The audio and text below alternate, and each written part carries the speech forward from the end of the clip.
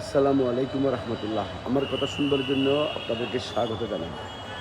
বাংলাদেশের ঐতিহাসিক ত্রয়োদশ জাতীয় সংসদ নির্বাচনে বাংলাদেশের গর্ব শহীদ প্রেসিডেন্ট জিয়াউর রহমানের জ্যেষ্ঠ পুত্র, দেশনেত্রী বেগম খালেদা জিয়ার জ্যেষ্ঠ পুত্র, তারুণ্যের প্রতীক দেশনায়ক জনাব তারেক রহমান আজকে প্রধানমন্ত্রীর শপথ গ্রহণ করেছেন। ফেসিবাদী আমলে ১৭টি বছর এহেন কোনো নির্যাতন নেই যার উপর নির্যাতন করা হয়নি।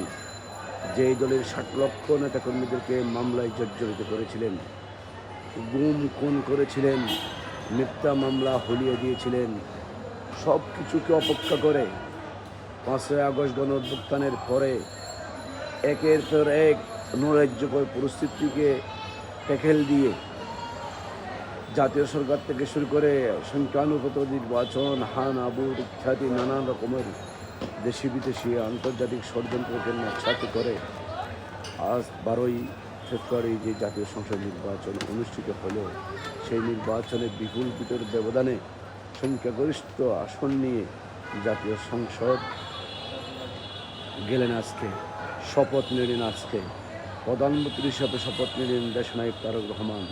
তার মন্ত্রিপরিষদের সকল মন্ত্রী প্রতিমন্ত্রী সকলকে অভিনন্দন, অভিনন্দন, অভিনন্দন, শুভেচ্ছা, শুভেচ্ছা, শুভেচ্ছা রইল।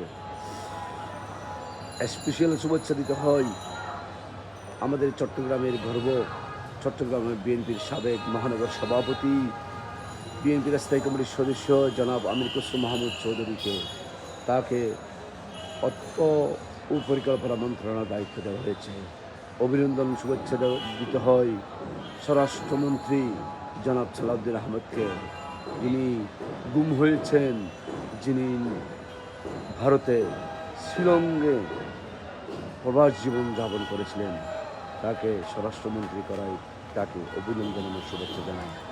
আর এই তৃণমূলের আকাঙ্ক্ষার প্রতি তৃণমূলের নেতাকর্মীদের খান্ডারি জনাব মীর মোহাম্মদ হেলাল উদ্দিনকে পার্বত্য অঞ্চলের মন্ত্রী করা হয়।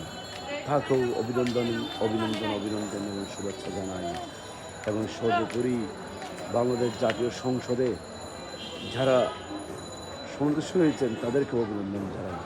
একটা প্রাণবন্ত, একটা সমৃদ্ধ গণতান্ত্রিক রাষ্ট্র এবং উন্নয়ন এবং অগ্রগতির রাষ্ট্র কায়েমের জন্য আমরা সকলেই মিলে কাঁধে কাঁধ মিলিয়ে দেশকে এগিয়ে নিয়ে যাই। করব কাজ, গর্ব দেশ, সবার আগে বাংলাদেশ। ধন্যবাদ।